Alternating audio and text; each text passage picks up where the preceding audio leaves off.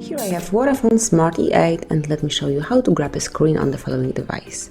So we have two methods. Let's start with the first, traditional one. But firstly, let me open some screen to capture, for example, one of the wallpaper. Where this display?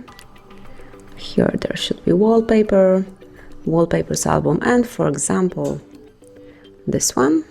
And now simply tap on power key and volume down key all together and hold them for about 3 seconds. That's it. The screenshot has been created.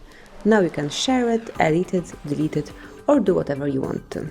Let's go back and we will use the second method.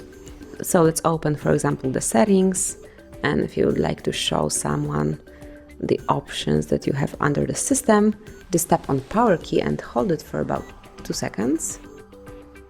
And now from this pop-up window, select screen capture. And that's it. Now you can send it, you can edit it, delete it as previously. If you would like to open your screenshot, just go to your gallery, so open the settings, open the list of all applications, then find and select photos over here. Okay, thanks for now, keep off, and now you can see your screenshots here. And if you would like to go back, just tap on this circle, the middle key. So that's it. Thanks for watching, please subscribe our channel and leave the thumbs up.